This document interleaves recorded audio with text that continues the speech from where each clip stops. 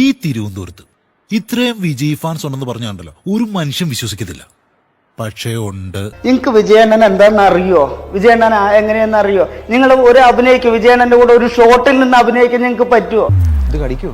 ചിലപ്പോ. ഞാൻ love to ഡെക്കണേഷൻ വിജയണ്ണന്റെ കട്ട ഫാനാണ്. ഇപ്പൊ ഞാൻ പറയാണ് വിജയ്ക്ക് അഭിനയിക്കാനെന്ന് പറഞ്ഞൂടാ.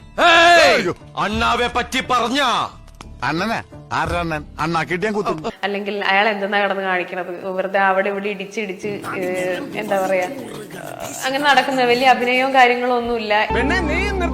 വലിയ അഭിനയവും കാര്യങ്ങളും ഒന്നുമില്ല.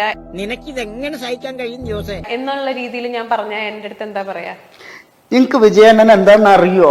വിജയണ്ണൻ എങ്ങനെയെന്ന് അറിയോ? നിങ്ങൾ ഒരു അഭിനയിക്കും വിജയണ്ണന്റെ കൂടെ ഒരു ഷോട്ടിൽ നിന്ന് അഭിനയിക്കാൻ നിങ്ങൾക്ക് പറ്റുമോ?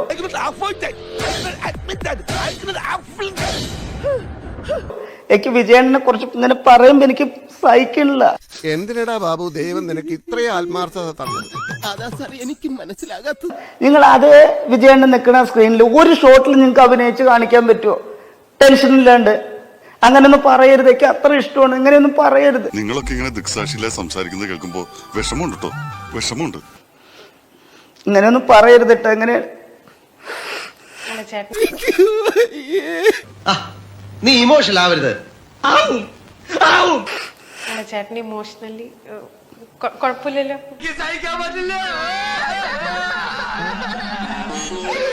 അയ്യോ പാവം, പോട്ടെ പോട്ടെ.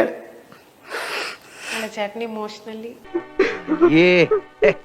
ചന്തക്കുട്ടാ കുഴപ്പമില്ലല്ലോ. ഞാനൊരു ക്വസ്റ്റ്യൻ ആയിട്ട് ചോദിച്ചതാ. ഇപ്പൊ ഇത്ര ഇഷ്ടമുണ്ടെന്നുള്ളത് നമ്മൾ അറിയുന്നില്ല. കാരണം ഒരാൾക്ക് ആരാധന ഇത്ര അധികം ഉണ്ട് എന്നുള്ളത് ഞാൻ ശരിക്കും പറഞ്ഞ ഇപ്പോഴാണ് മനസ്സിലാക്കണത്. പകച്ചുപോയി എന്റെ ബാല്യം.